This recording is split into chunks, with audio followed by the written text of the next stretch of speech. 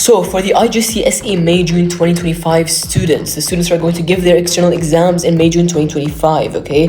As we are nearing May and June, currently about to enter April in a few days, okay? This is a very crucial time because I know that in April, most of you guys are going to be having your mocks during this time, okay? And especially in the mocks, the best thing about the mocks is that this is going to be the final mocks, so it's going to help us get a good idea about our weaknesses, okay? But another thing to take into consideration is that consider, especially if you're a linear student, consider how much time we have spent on the IGCSE curriculum. We have spent 2 years, okay, 2 years to try to cover each of these subjects, okay? Now, of course, I'm not saying that even after 2 years you should get full mark, okay? I'm just trying to say that you've spent 2 years, so this means that you should be able to identify, or you should have an idea about what are these subjects which you're weak in, and in general, which topics in each subject do you have weaknesses in, okay? Because after the mocks, especially after the mocks, okay, your primary goal, if you feel I can get a star in this subject, your primary goal needs to be to focus on the fine details, okay? Because the difference between the A-star student and the rank student isn't much, okay? It's just the A-star student knows everything. He knows how to solve the questions, okay? He knows how to solve them correct, but he might forget to put a negative sign, he might forget to put A, he might forget to put a full stop, okay? The rank student is the one who knows the same things as the A-star student, but he focuses on the fine details, 100% accuracy, okay? It's precise and accurate. So especially if you know, after these mocks, if you feel that you can get a star in the externals, let's try to focus on the fine details and the weaknesses of each subject, okay?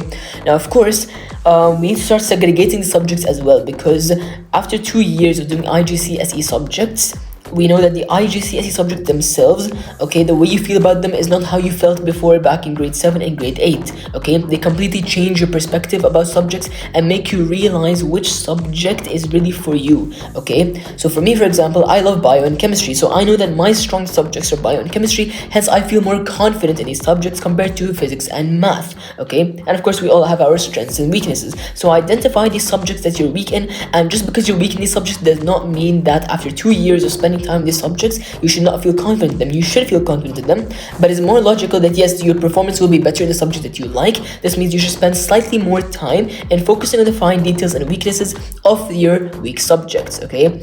Especially, like I'm saying, I'm repeating again and again, this month, April, especially after the mocks, is the time to focus on the weaknesses and the fine details, okay? Because why after the mocks? Why not before the mocks? Before the mocks is you're still in your regular plan for studying for your IGCSE exams, okay? Why after the mocks? Because these mocks, which are your final mocks, we need to consider them as if they are the IGCSE exams, okay? They're your final mocks. You should be completely ready. They are there to evaluate your level on how you will perform in the externals, okay? Generally, it's okay if your mark in the mocks is somehow lower than the externals, which is expected somehow in some cases, because yes, the mocks will be somehow more stressful and your brain's efficiency might be lower in the mocks when compared to the externals, as in the externals we have good amount of distance of days between each exam, and each paper is conducted separately in the externals, while in the mocks usually you have all 3 papers together in one sitting and one go. So it's obvious that your brain's efficiency is going to be much lower in the mocks than the externals, but again, you should be completely prepared, and this mock will really evaluate exactly your performance in the externals, so take it seriously, take it as if it's going to be your external exam, alright? And I wish everybody who has their exam in May June 2025 best of luck in their exams, and yeah.